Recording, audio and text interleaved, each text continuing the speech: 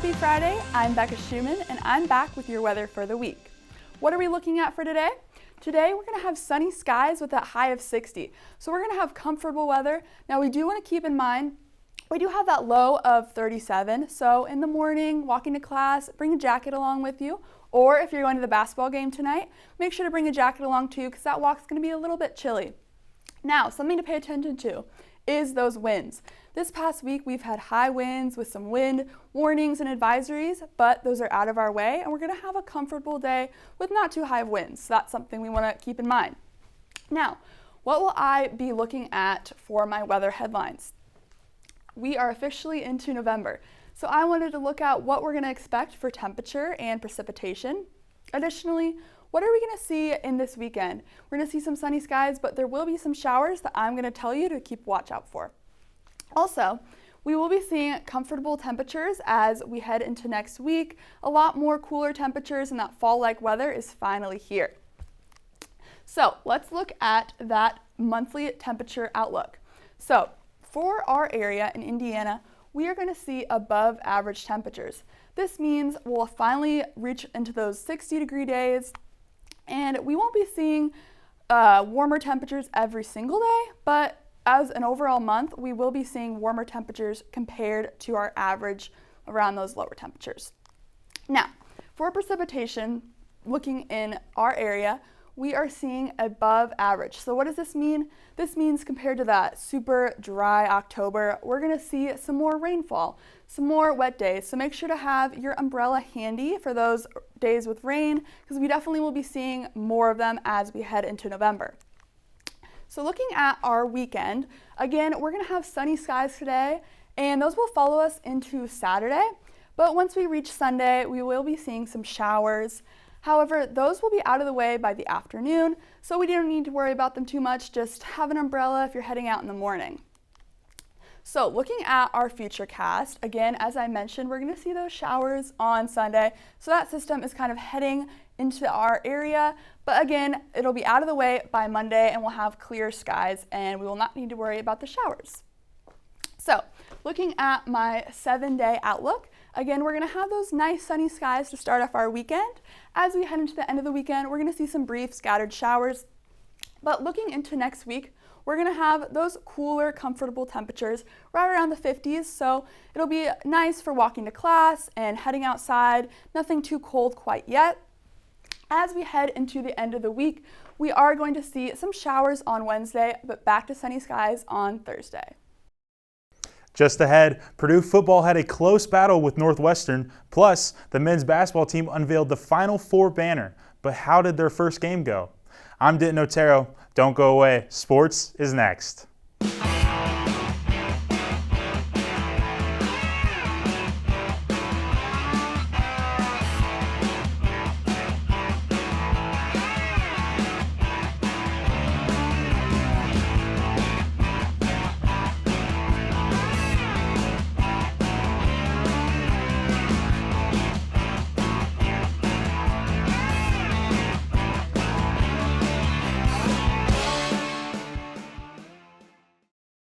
The Purdue football team took on Northwestern on Saturday.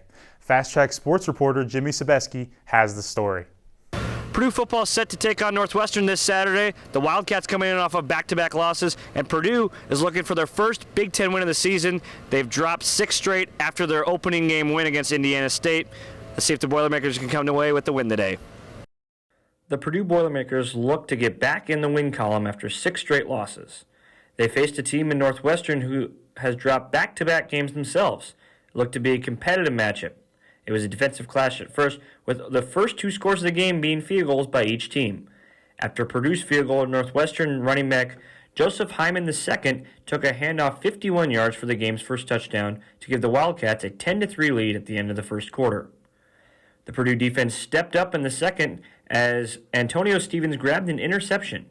Unfortunately, the Boilermakers weren't able to capitalize, and the Wildcats got the ball back and scored a touchdown with running back Cam Porter to make the score 17-3. The Boilermakers would bounce back as Hudson Card would find Jamal Edrine for a 6-yard touchdown to cut the lead to 17-10 at halftime. Purdue would open up the third quarter scoring after 3 straight punts. A 24-yard field goal by Spencer Porath would make it 17-13. The Wildcats answered with a field goal of their own to make it 20-13 entering the fourth quarter.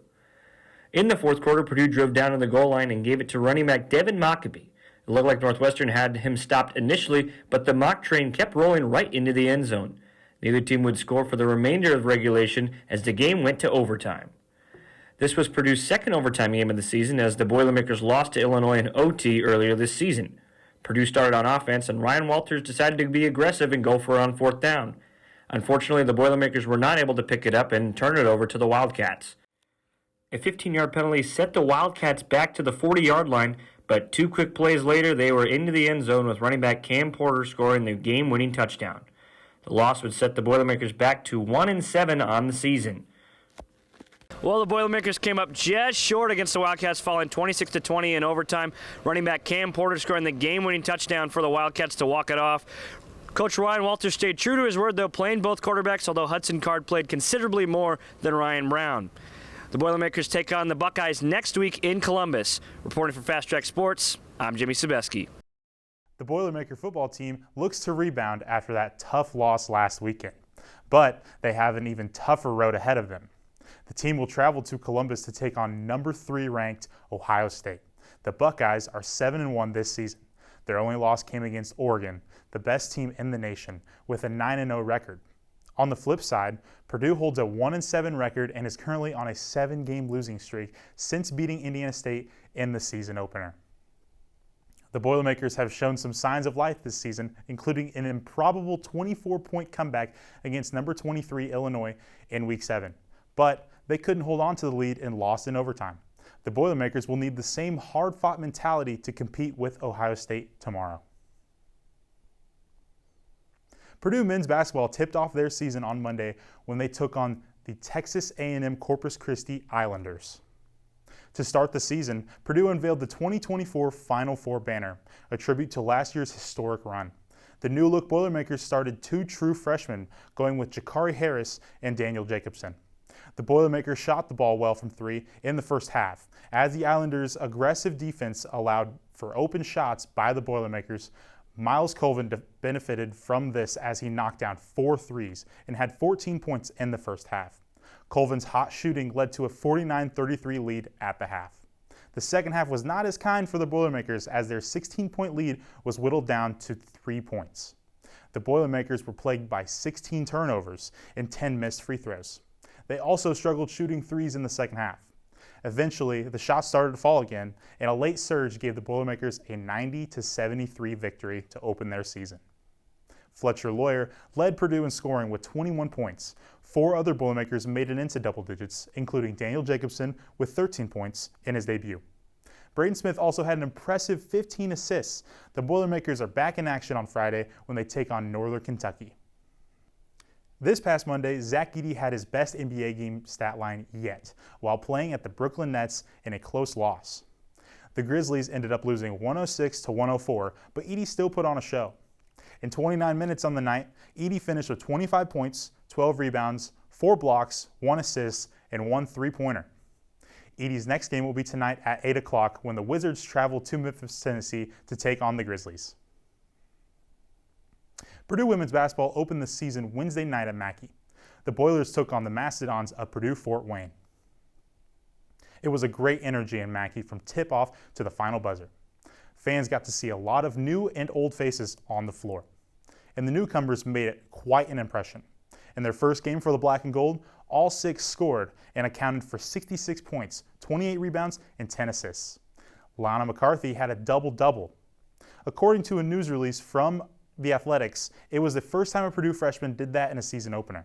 Fellow freshman Kendall Poirier had 11 points, and Destiny Lombard scored a career-high 20 points. The final score was 87-77. Up next, the Boilermakers will welcome the Fighting Irish of Notre Dame on Sunday. Should be a great game, and tickets are still available. Purdue volleyball travels to Bloomington tonight to take on IU for the second time this season. In their first match, the Boilermakers swept the Hoosiers to reclaim the Monin Spike Trophy after losing it last season. Indiana looks for revenge against Purdue to add to a 3-match win streak, while Purdue will be looking to continue a 2-win streak of their own. Purdue volleyball is in the middle of a 6-1 stretch with the loss to Wisconsin, who is currently ranked 7th in the nation. Purdue is ranked 9th with an 18-5 record, with all 5 losses against top 10 opponents. That's a wrap for sports this week. Thanks for tuning in. Be sure to check back next Friday for all your campus news, weather, and sports. Have a great weekend, Boilermakers.